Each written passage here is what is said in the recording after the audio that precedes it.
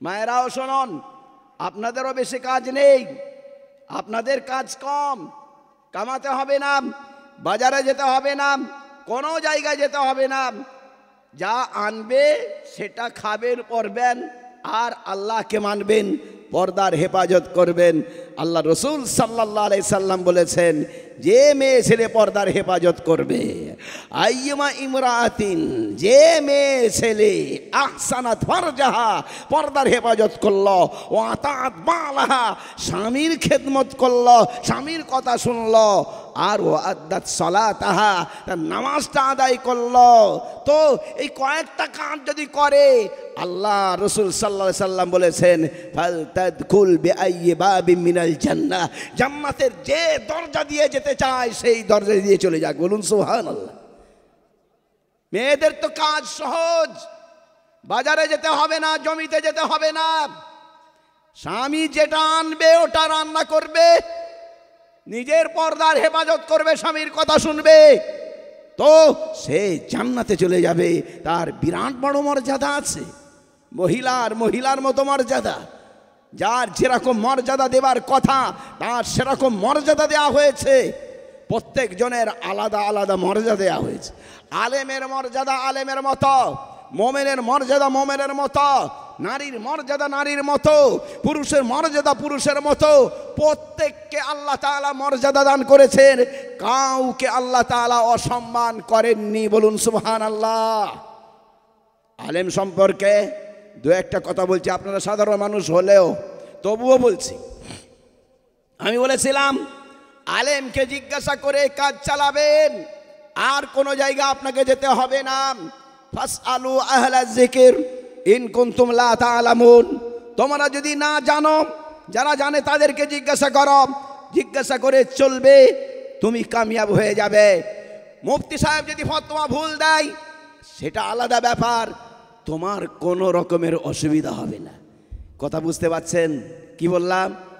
আপনি একটা মসআলা জিজ্ঞাসা করেছেন মুফতি সাহেবকে, মুফতি সাহেব ভুল মশলা দিয়েছে, আপনি তার উপরে আমল করেছেন, জিজ্ঞাসা করে যে আপনার কোনো গুনাহ হবে? জি জোরে বলেন, হবে না। কারণ আপনার দায়িত্ব কি?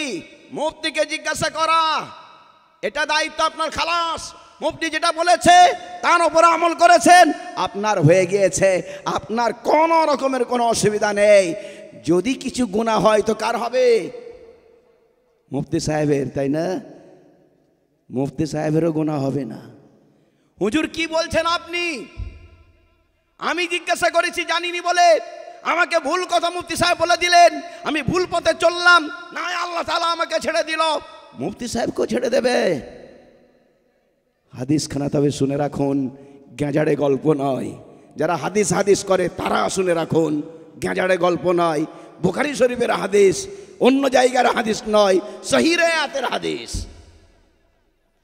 আল্লাহ রাসূল সাল্লাল্লাহু আলাইহি সাল্লাম বলছেন, মান ইজতাহাদা, যে মুফতি সাহেব ফতোয়া ইস্তেমবাত করলেন, ফাসাবা, সঠিক ইস্তেমবাত করেছেন, সঠিক মশলা দিয়ে দিয়েছেন। আল্লাহ রাসূল সাল্লাল্লাহু আলাইহি সাল্লাম পরিষ্কার ভাষায় বলেছেন, ওয়ালাহু আজরান, তার জন্য ডবল সওয়াব হবে। এক নম্বর ওই মেহনত করার জন্য, পড়াশোনা করার জন্য। দ্বিতীয় নম্বর তার সঠিক জায়গায় পৌঁছানোর জন্য ডবল সওয়াব তাকে দেওয়া হবে। বুখারী শরীফের ওই হাদিসের শেষ অংশে এটাও লেখা আছে, ওমান ইজতাহাদা, যে মুফতি সাহেব মেহনত করলেন, ফতোয়া ইস্তেমবাত করলেন, ফাআখতা, আর ভুল করলেন, আল্লাহ রাসূল সাল্লাল্লাহু আলাইহি সাল্লাম বললেন, ফালাহু আজরুন, ওর জন্য একটা সওয়াব হয়ে যাবে, গুনাহ বলে কোনো কিছু নাই। বলুন সুবহানাল্লাহ, আরো জোরে বলেন সুবহানাল্লাহ। গুনাহ বলে কোনো কিছু নয়, একটা সওয়াব তার হয়ে যাবে, কারণ সে মেহনত করেছে, এরপরে সে ভুল করেছে, ভুলটা তার মাফ করে দেওয়া হবে। মেহনতের জন্য মুফতি সাহেবকে একটা সওয়াব দিয়ে দেওয়া হবে। সাধারণের তো কোনো গুনাহ হবে না, সাধারণ জ্ঞানে তারা বলেছেন যদি গুনাহ হয় মুফতি সাহেবের হবে। আল্লাহ রাসূল সাল্লাল্লাহু আলাইহি সাল্লাম বলেছেন মুফতি সাহেবেরও কোনো গুনাহ হবে না, ভুল করলে একটা নেকি, সঠিক করলে ডবল নেকি হবে। রাওয়াহুল বুখারী। বাইরেকার মাল নয়, আমি পশ্চিমবঙ্গের মানুষ, বাংলাদেশের বাইরেকার মাল নয়। বাংলাদেশ থেকে এসে বলে দিয়ে চলে যাব, পশ্চিমবঙ্গের মানুষ, হাওড়া জেলায় বাড়ি, কৈথন মাদ্রাসাতেও মুদাররিস, সদর মুদাররিস ছিলাম, বর্তমান হুগলি জেলার সদর মুদাররিস এবং বুখারী শরীফ পড়াবার সুযোগ পেয়েছি। আলহামদুলিল্লাহ।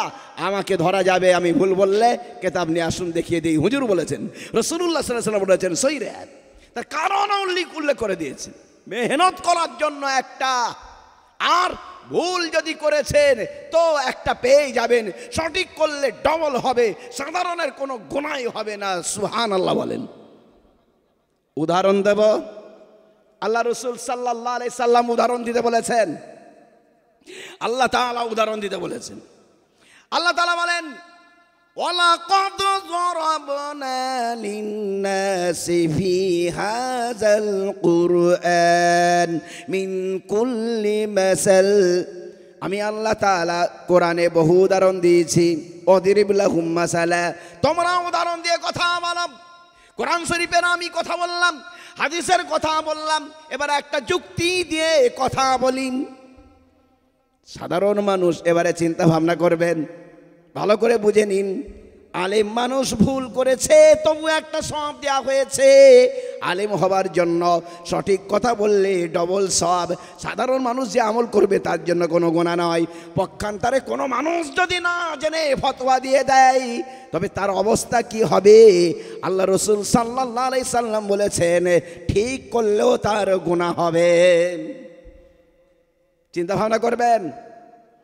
মারিফুল কোরআনের একেবারে ভূমিকায় লেখা আছে হাদিস খানা, আবু দাউদ শরীফের রিওয়ায়াত, তিরমিজি শরীফের রিওয়ায়াত, সিয়াসেত্তার রিওয়ায়াত, সেখানে পরিষ্কার ভাষায় লেখা আছে যে মানুষটা মান ক্বালা ফিল কুরআনে বিররাই, পড়াশোনা না করে নিজের রায়, নিজের মাথা দিয়ে মগজ দিয়ে কোরআনের ব্যাখ্যা করলো, ফাসাবা ঠিক হলেও ফাকাদ আক্তা, সে ভুল করেছে।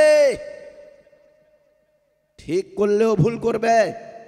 জি হ্যাঁ, এই কথা লেখা আছে। এবার আপনাকে উদাহরণ দেব। আমি বলেছিলাম যেমন হাসপাতালে আপনি গিয়েছেন, কেউ গিয়েছে, একটা লোক দেখছে ডাক্তার নেই, রোগীটার অপারেশন করতে হবে। সেইখানে ডাক্তার নেই, একজন বলছে আমি অপারেশন করে দেবো। কি করে? বলে আমি অনেক অপারেশন দেখেছি। আর কি করে? আমি নেট চালিয়ে দেব, নেট চালিয়ে দিয়ে আমি নেট দেখে দেখে অনেক অপারেশন দেখে আমি আজকে অপারেশন করে দেব। অপারেশন করেছে কে? বিনা ডাক্তার, জাহেল লোক, নার্স অপারেশন করেছে, সঠিক করেছে। এর কিছুক্ষণ পরে ডাক্তার এসে গিয়েছে, এসে গিয়ে সঠিক হলেও ওই নার্সটাকে, ওই জাহেলটাকে ভালো বলবে না খারাপ বলবে? খারাপ বলবে। তুমি সঠিক হয়েছে তা সত্ত্বেও তাকে খারাপ বলবে। বলবে কি তুমি অপারেশন জানো না, তুমি সার্জারি জানো না, তুমি নেট চালিয়ে আর দেখে দেখে অপারেশন করেছো। লোকটা যদি মারা যেত তখন কি হতো? সঠিক হওয়ার পরে তো তাকে ধমক দিচ্ছে। কি বলছে? যদি মানুষটা মারা যেত তখন কি হতো হে? বলতো না? বলতো না? বলতো। তখন এই কথা বলছে। সঠিক হলে ও তাকে বলছে তুমি তো সার্জারি নও, তুমি তো সার্জারির কিছু জানো না। যদি লোকটা মারা যেত কি হতো বলো? তাকে ধমক দেওয়া হচ্ছে। পক্ষান্তরে কোনো জায়গাতে ভর্তি হয়েছে, ভালো ডাক্তার অপারেশন করেছে, ভুলবশত নাড়ি অন্য জায়গায় কেটে দিয়েছে, লোকটা মারা গিয়েছে। কি বলবে বলুন তো? বলবে এটা ভাগ্যে ছিল তাই হয়েছে। তখন বললো কি ডাক্তারের কোনো দোষ নেই, ভাগ্যে ছিল বলে এরকম হয়েছে। ডাক্তারের বেতন কাটাও হবে না, তাকে হটানো হবে না, হাসপাতালে রাখা হবে, বলা হবে তকদির এটা ছিল। উদাহরণ দিয়ে বললাম, যার যেটা বিষয় নয় সে যদি সে কাজ করে, আল্লাহ রাসূল সাল্লাল্লাহু আলাইহি সাল্লাম বলছেন ঠিক হলেও সে ভুল করল। অতএব দুনিয়ার মানুষ ভালো করে বুঝে নেন, আমি জানি না, আলেমকে জিজ্ঞাসা করবাম, আলেমরা যেটা বলবেন সেটার উপরে আমল করব, আমার জন্য রাস্তা ক্লিয়ার হয়ে যাবে, কোনো অসুবিধা হবে না। আর আমি যদি বলি আমি নিজেই মাথামারি করব, নিজেই বুঝবো, তবে কিন্তু সঠিক হলেও ভুল হয়ে যাবে। খবরদার খবরদার, কোনো আলেমকে ওভারটেক করে কোনো কিছু করবেন না। পাশাপাশি মাদ্রাসা আছে, বড় মাদ্রাসা আছে, ছোট মাদ্রাসা আছে, আলেম রয়েছে, মুফতি সাহেব রয়েছেন, তাদেরকে জিজ্ঞাসা করে কাজ চালাবেন।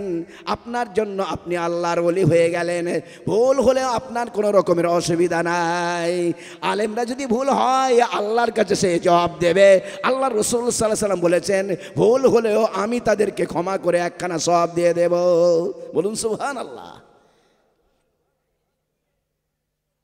হুজুর তবে আলেমরা যা ইচ্ছা তাই করবে তো? আপনি যা বলছেন আলেমরা যা ইচ্ছা তাই করবে?